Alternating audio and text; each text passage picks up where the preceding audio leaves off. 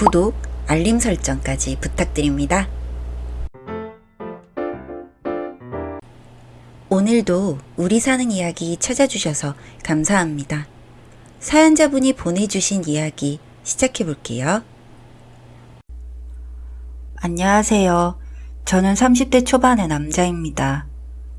저에게는 평생을 효도해도 한참이 모자란 어머니가 계셨습니다. 무능력한 아버지 때문에 평생을 가난 속에서 절 키우기 위해 모진 일도 많이 하셨던 분이셨죠. 아버지는 용조공이셨습니다.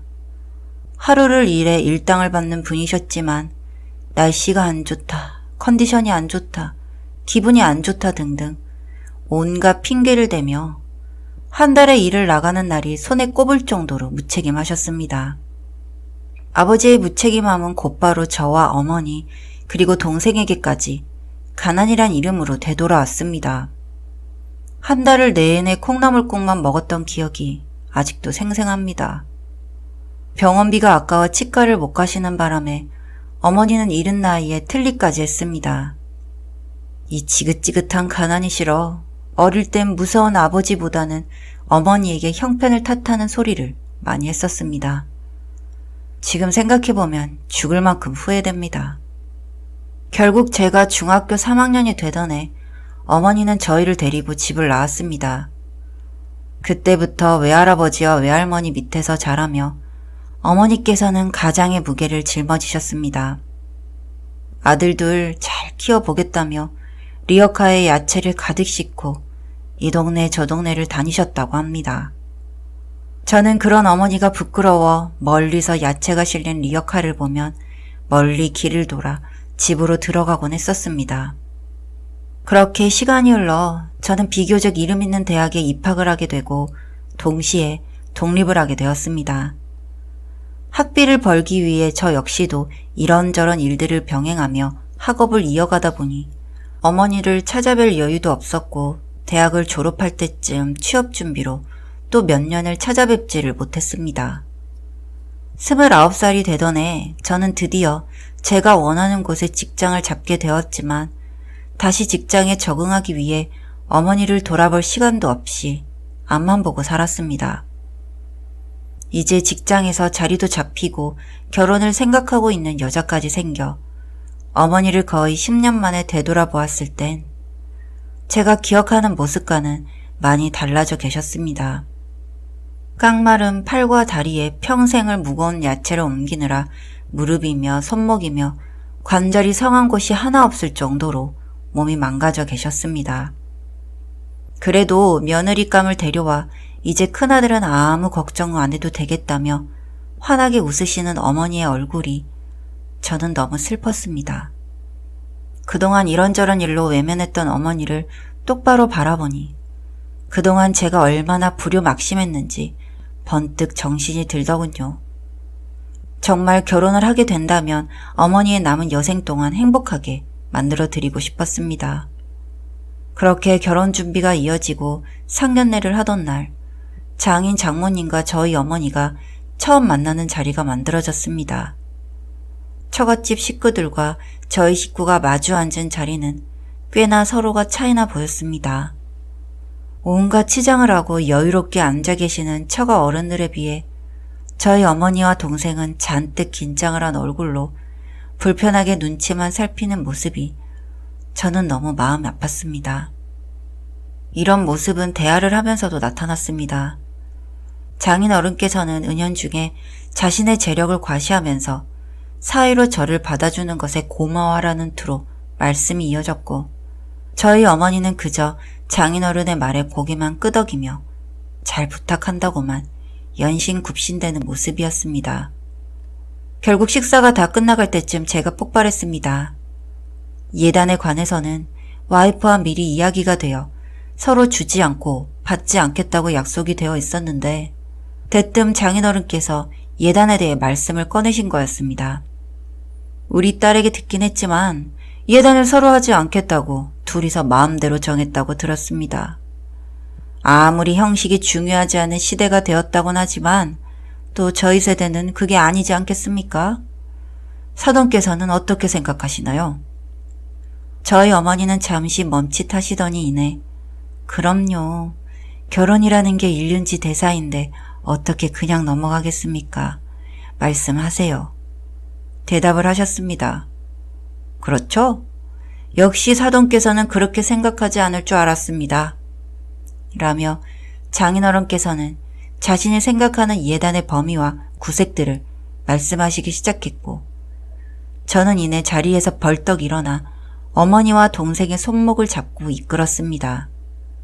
이게 무슨 버릇없는 짓이냐며 꾸짖는 장모에게 저 역시도 이런 무례한 자리가 불쾌하다며 대들었고 이런 결혼은 하지 않겠다며 상년의 자리를 나왔습니다.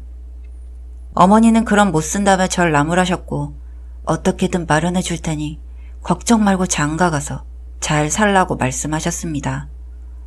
저는 그런 어머니를 끌어안고 주차장에서 펑펑 울었습니다. 그 일이 있고 아내와는 이별 통보를 했습니다. 아내는 아버지를 설득해 보겠다며 저에게 조금만 시간을 달라고 제게 매달렸습니다. 한 달이 지났을 무렵 아내는 저희 어머니를 찾아와 결혼을 다시 허락해 달라며 빌었다고 합니다. 자신이 아버지를 설득해서 예단 같은 건 없애기로 했고 다시는 무리한 요구나 간섭을 하지 않겠다며 약속을 받았다고 하는데 저 역시도 그런 아내의 모습에 감동을 받아 다시 결혼을 결심하게 되었고 결국 6개월이 지나 저희는 결혼식을 올리게 되었습니다. 그렇게 앞으로 좋은 날만 생길 거라고 생각을 했습니다. 그러나 인생살이가 참 얄궂더라고요. 결혼식을 올리고 정확히 한 달 뒤 저희 어머니께서는 돌아가셨습니다. 평소 폐질환을 약하게 앓고 계시는 걸로 알았는데 어머니가 돌아가시고 난 다음 알고 보니 만성적으로 오랜 기간 동안 아파하셨을 거라고. 정말 돌아가시는 그 순간까지도 저는 어머니에 대해 알고 있는 것이 하나도 없었구나라는 생각을 했었습니다. 그렇게 후회로 가득한 장례식이 끝나고 얼마 후 제게 8억이라는 큰 돈이 어머니의 사망보험금으로 입금되었습니다. 저는 너무 놀랐습니다. 항상 쪼들리고 힘든 형편에 어머니께서 어떻게 몇십 년을 매달 보험금을 납입하셨을까라는 생각이 들었습니다. 평소 동전 한 입도 아까워서 쓰지 못하셨던 분이 나중에 있을 저희를 생각하셔서 없는 돈을 쪼개고 쪼개 보험을 들어놓으셨다고 생각하니 너무 마음이 아팠습니다. 정말 한평생을 저희를 위해 살아오셨구나. 시간을 돌릴 수만 있다면 몇 번이고 돌려 못해드린 효도를 드리고 싶었지만 다시 돌릴 수가 없음이 가장 가슴이 아팠습니다. 하지만 저는 오래 슬퍼할 수도 없었습니다. 그건 바로 장인어른이 제가 보험금을 받았다는 사실을 알게 되었거든요. 장인어른께서는 아주 노골적으로 돈을 요구하셨습니다. 어머니 장례식에도 바쁘다며 찾아오지도 않던 사람이 제가 보험금을 받았다는 사실을 알곤 주말마다 저희 집을 찾아오셨습니다. 지금 하고 있는 사업장에 문제가 있는데 해결할 급전이 필요하다며 제게 3억을 요구하셨고 저는 단칼에 거절했습니다. 아내 얼굴을 봐서 지금 장인어른과 얼굴 정도는 마주하고 있는 거라며 말도 안 되는 소리를 하지 말라고 했죠. 장인어른께서는 제게 도리어 화를 내셨습니다. 거지 같은 집구석에서 나와 사람 굿이라며 살 수 있게 된 게 누구 덕인데 그런 소리라는가? 라며 제게 역정을 내시더군요. 저도 맞받아 소리를 질렀습니다. 장인 장모님께서는 10원 한 장도 드릴 마음이 없으니 당장 내 집에서 나가라며 등을 떠밀었습니다. 문 밖으로 쫓겨난 장인어른은 현관문을 세차게 두드리시며 욕을 하고 고함을 지르고 난동을 부렸습니다. 그 일이 있고 일주일이 지났을 때 사고가 터졌습니다. 퇴근 후 여느 때처럼 주차를 하고 엘리베이터로 걸어가고 있는 순간 처남이 나타났습니다. 잠시 할 말이 있다며 저를 불렀고 다가갔을 때 처남이 갑자기 휘두르던 강목에 어깨를 맞아 바닥에 쓰러졌습니다. 저는 무슨 짓이냐며 소리를 질렀지만 처남은 아랑곳하지 않고 강목을 사용해서 저를 3, 4회 등과 목 여기저기를 때렸습니다. 저는 그 순간 정말 생명의 위협을 느꼈습니다. 가쁜 숨을 몰아쉬고 있을 때 처남이 제게 다가왔습니다. 매형이 지난번에 저희 아버지한테 싸가지 없게 행동한 거 맞아요? 매형, 그건 좀 너무하잖아요? 그쵸? 그리고 8억이나 받았다면서 같은 식구끼리 3억이 아까워요? 저는 그 말을 듣곤 단박에 제가 왜 이런 상황에 처하게 되었는지 깨달았습니다. 저는 곧바로 3억을 준다고 약속하고 장인어른께는 사과를 드리겠다며 처남을 달랬습니다. 이내 처남은 화가 풀린 듯 절 일으켜 세워주었고 저는 집으로 가는 척을 하다 도중에 경찰서로 달려갔습니다. 방금 전 있었던 일 모두 주차장 CCTV에 잘 녹화가 되어 있더군요. 저는 특수폭행으로 처남을 고소했습니다. 장인 장모 모두 난리를 피웠습니다. 저는 아내에게 처가와 연을 끊지 않으면 이혼을 하겠다고 이름장을 놓았고 아내는 그런 아버지의 모습이 신물이 났었는지 연을 끊고 저만 믿고 살겠다고 했습니다. 그 후로 처남에 대해서는 선처를 해주지 않아 실형을 살게 되었고 장인 장모와는 연을 끊은 채 지내고 있습니다. 그렇게나 개무시를 하더니 뻔뻔하게 돈까지 갈취하려는 그들을 영원히 용서하지 않을 것입니다. 자신의 자식 하나가 깜빵에서 썩어가고 있으니 그들 역시 온전한 정신으로 살긴 힘들겠죠.